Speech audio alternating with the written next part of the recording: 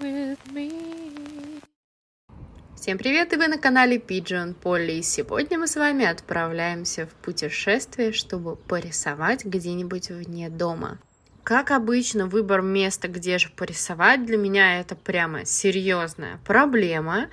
На этот раз я решила, что буду искать что-то с наименьшим сопротивлением, скажем так, и отправилась в мою любимую кофейню, одну из любимых кофеин. По дороге мы встречаем очень много интересных домиков, которые тоже однажды я обязательно нарисую. Так мне нравится эта эстетика, вообще класс. Обязательно что-нибудь изобразим в будущем. Что-то из этого я уже рисовала, и наверняка какие-то видео есть на моем канале, можете поискать, если интересно. Погода сегодня очень хорошая, немного ветреная, но не жарко, не холодно, я такое люблю. Не люблю, когда становится совсем душно или когда очень холодно, а вот этот вот дом вообще сказка. Потому что возле него с наступлением тепла выставляют огромное количество разной рассады, и это супер круто выглядит. Что ж, я заказала вот такую тарталетку с фруктами и кофе. И, естественно, прежде чем начать это все поглощать и наслаждаться процессом, нужно заскетчить хотя бы расположение предметов, чтобы примерно потом понимать, когда буду красить акварелью, ну и какие-то основные детали. Поначалу я испытывала огромный стресс, чтобы рисовать где-то в публичном месте. Мне сразу кажется, что все вокруг на меня смотрят, что вот она сидит, рисует еду, и вообще, что вот доставать краски в публичном месте, это как-то, не знаю, мне было некомфортно. Но тут я прямо расслабилась что-то и углубилась в процесс. Особенно мне нравится, как получился стульчик, который стоит напротив. Вот можете его тоже рассмотреть поближе.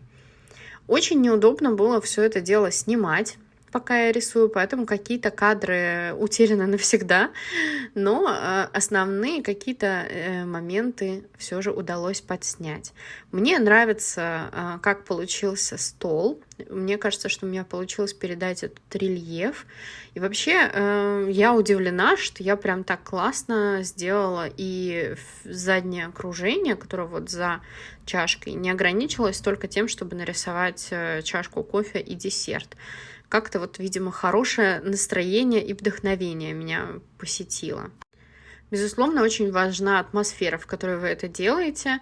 Мне очень нравится в этом кафе, поэтому, ну, тут как бы сама ситуация толкает на подвиги, если можно так выразиться. И по факту никто, конечно же, не ходил, не заглядывал ко мне, что я там делаю, что я там рисую, и все это у нас в голове. Если вы точно так же, как и я, очень боитесь это делать на людях, главное, что нужно для себя решить, это зачем вы это делаете, и набраться смелости и просто попробовать, потому что с каждым разом это будет получаться все легче и легче. А у нас уже тем временем практически готов рисунок. Мне нравится, что он получился в теплых тонах, такой очень уютный, и также я учусь параллельно вот пользоваться своей новой палитрой, набором красок.